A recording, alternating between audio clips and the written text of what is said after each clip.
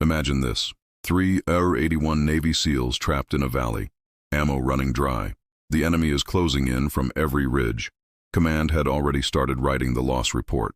But in that moment, when every rule said stand down, one young pilot refused to accept defeat. Today's story is about Captain Delaney Thomas, a 26-year-old A-10 pilot who they said was too emotional, too untested. Yet, when the valley turned into a tomb, she drew a new line on the map and brought every single man home alive. Before we dive in, tell me in the comments, where are you watching from? I love seeing our Army family spread across the world. 381. Navy SEALs were trapped in a valley that had turned into a kill box. Helicopters couldn't get in. F-16s couldn't shoot danger close. Command quietly began to draft the loss report. One person refused to accept it. Captain Delaney Thomas, age 26, A-10, Thunderbolt II pilot, Irish-born and too emotional, according to the men who kept her on logistics duty. She was small beside her Warthog, but she knew the airframe better than anyone on base.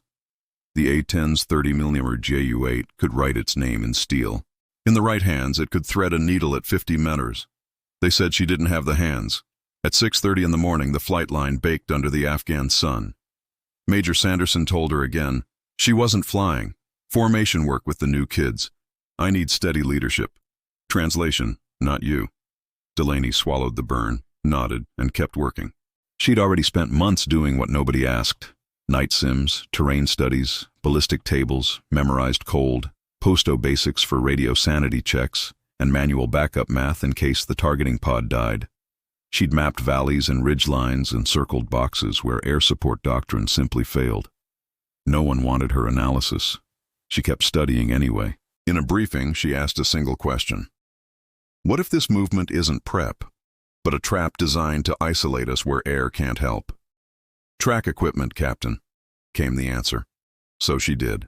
And at night, she ran the same scenario again and again in a locked simulator she'd quietly taught herself to access.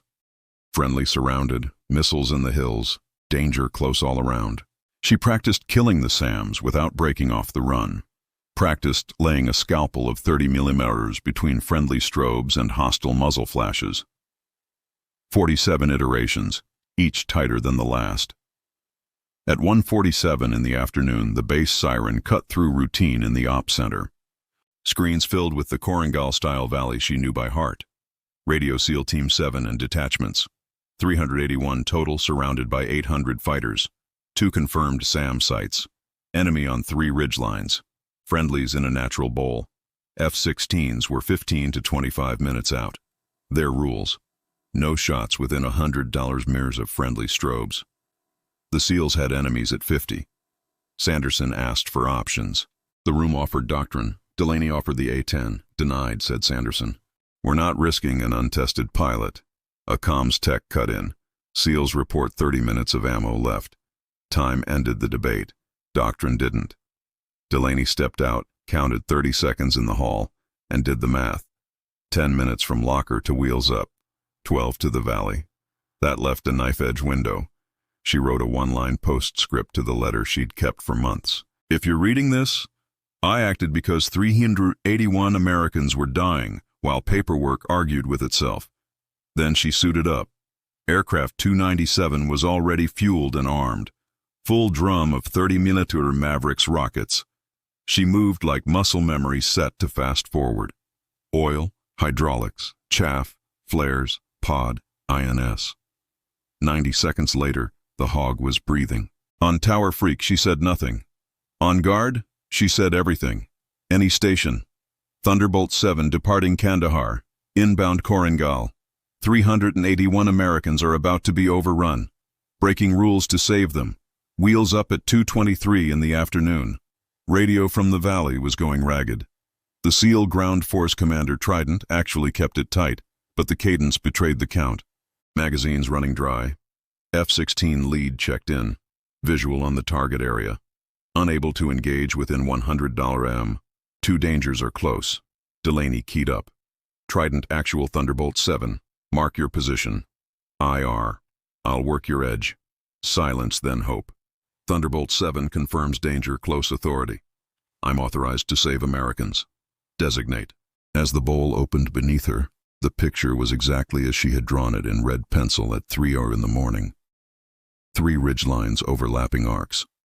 Machine guns on the east are chewing craters into the SEAL position. She killed the first gun with a 2-con burst. Dust blossomed. Fire stopped. Roll, pull, second run. Enemy assault team on the north slope.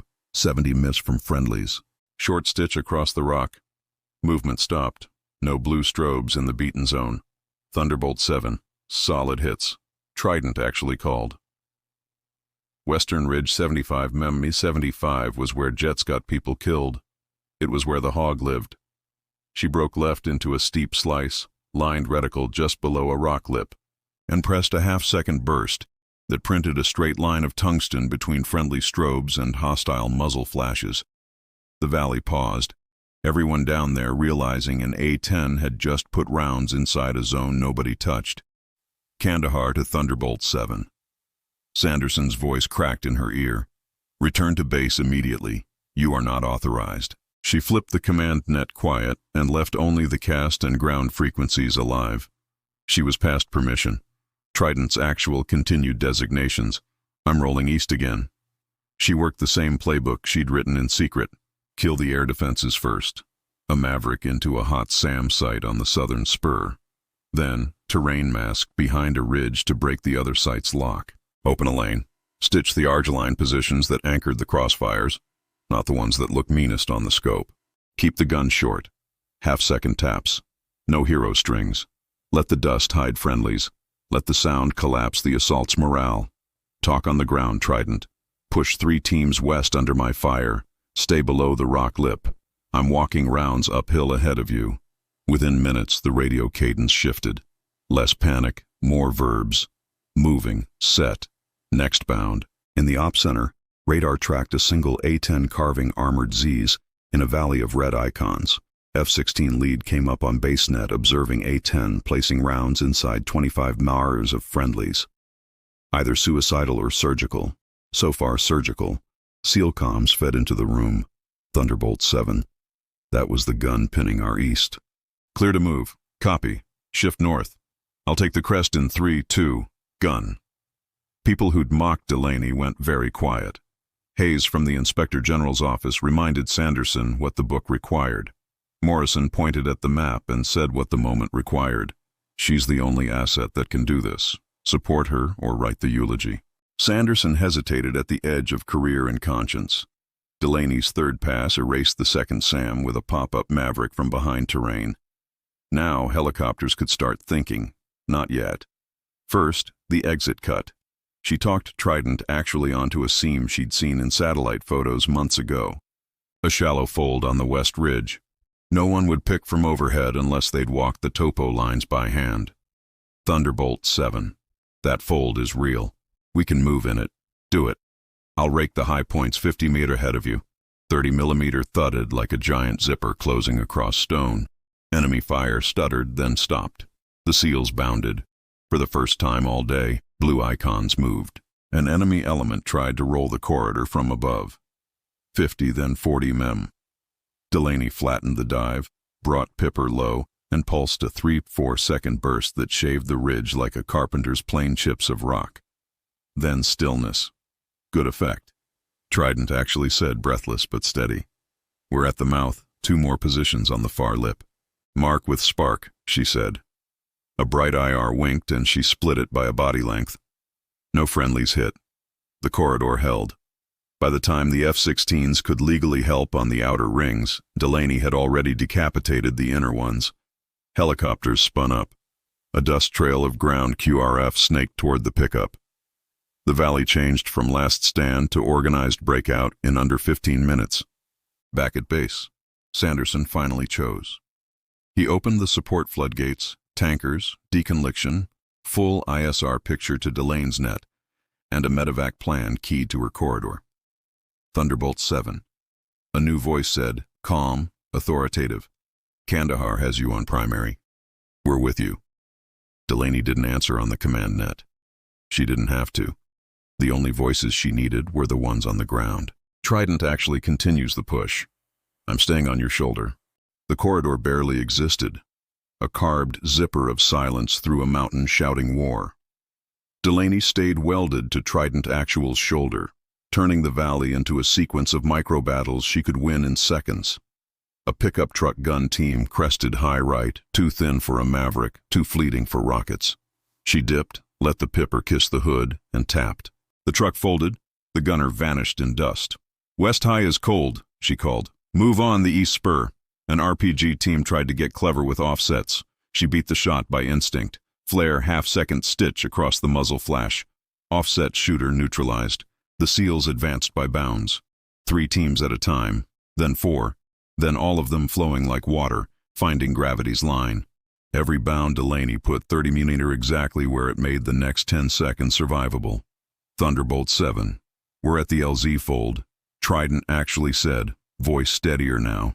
"2 positions still rank us. Paint 1, and IR win. 1 pulse of the gun, and the ridge exhaled. Paint 2. The second wink. She shaved it off the mountain. LZ is workable. Trident Actual confirmed. Request rotors. Rotors inbound. Base is finally offered on Casnet. Now committed. Chalks. 3 minutes. 3 minutes was a lifetime. If the ridge woke up again, Delaney made sure it didn't. The first Chinook surfed its own brownout into the fold.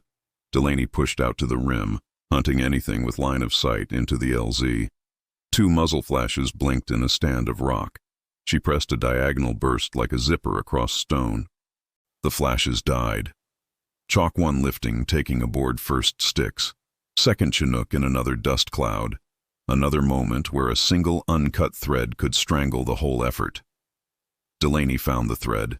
A PKM team is shifting positions, trying to get low. She snipped it with 3 rounds. Shock 2 lifting. "We're green." A third bird risked it.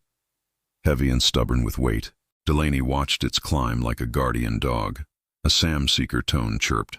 Last threat, last card. She was already moving, already low, already behind the ridge when the missile searched for heat and found only rock. She popped up, found the launcher team trying to displace, and ended that chapter with a short T merciless tap. "Trident Actually," she said, voice level. "Your last stick on Chalk 3 and 4. We're almost out." Almost was still not out. An enemy element tried to sprint the lip in desperation, feet kicking shale, rifles high. Delaney wrote a bright short line between them and the LZ. The sprint stopped. Chalk 4 lifting. The air mission commander said, "All aboard, we are off." The very last man, rear security, came out on a small tailgate bird that shouldn't have risked it. Delaney held her fire until they were swallowed by the brown cloud. Then raid the ridge again, not to kill so much as to tell every watcher, "Not today, not while I'm here." And then the valley was only wind and dust, and the sound in the headset was breathing. Trident Actually came back on, clipped informal because some things demand ceremony. "Thunderbolt 7, be advised. 381 souls accounted for. 0 friendly KIA during exfil. We owe you our lives." "Copy," she said. Nothing more. She kept flying lazy S-turns high and wide until the last rotor was a dot, and the corridor had closed itself behind them like a healed wound. On the way home, she took stock, fuel fine. 1 Maverick left, gunroom light flares low, hands steady, mind clear. She flipped the command net back on. Kandahar Thunderbolt 7 RTB. Silence, then Sanderson controlled, unreadable. Thunderbolt 7 cleared direct. The runway stretched ahead like a question. Touchdown was smooth, taxi slow, shut down by the book. She pulled the canopy release and let the base's heat and the crowd's noise climb in. They were on their feet on the line, maintainers, ammo troops, medics, clerks, pilots, cops, the chow hall crew. Not a pep rally, something older than that, respect in its raw form. Delaney climbed down. Sanderson waited with the Inspector General and half the senior staff. She stood at attention, ready for whatever came with it. "You departed without authorization," Sanderson said, voice carrying. "You violated orders. You engaged at ranges that exceed every comfort zone we've written." "Yes, sir." "You also brought home 381 Americans without a single friendly killed during the movement." A long breath. "Then, Captain Thomas, you will answer for your decisions. But today the only thing you'll answer is a question.